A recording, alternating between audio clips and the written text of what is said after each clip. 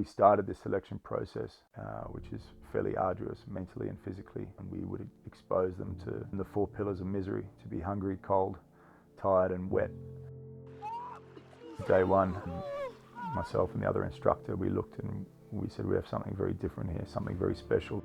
We saw that everything we were going to throw at these women was nothing compared to what they came from or stood to go back to. Akashinga Rangers, from the beginning, from the word go, we lived as a family, we lived as one family. So we lived as sisters. We become women who can stand up on their own feet, who do not even depend on someone else. So initially starting the Akashinga program, what we didn't realise was one of the key things that was going to come from having women at the centre. That was de-escalation in that law enforcement capacity.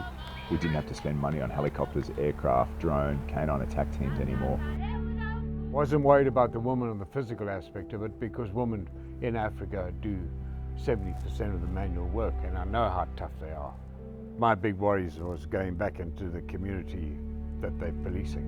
Now, these women come from these communities, they've grown up there, their parents had raised them there, they're raising their own families there. So now we had a direct link into the communities. We started investing the money that we were saving on law enforcement back into community programs, drilling boreholes to provide clean water for these communities. Education became a major component of what we do. In Zimbabwe alone, over 200 students get full scholarships through the Akashinga program. For conservation to become successful, we must have a coexistence with the community. For the human-wildlife conflict, it's a big challenge. We don't need to make it a problem to the villages with the animals, but we are trying to maintain the coexistence of human with the wildlife.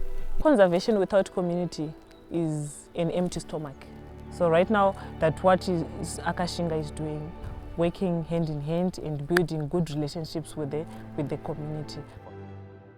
With the success we've had in Zimbabwe with Akashinga, it led to the expansion of the program into Botswana, southwest Botswana, a portfolio of over 5 million acres, into Mozambique, 2.2 million acres, 10% of the entire mangrove network.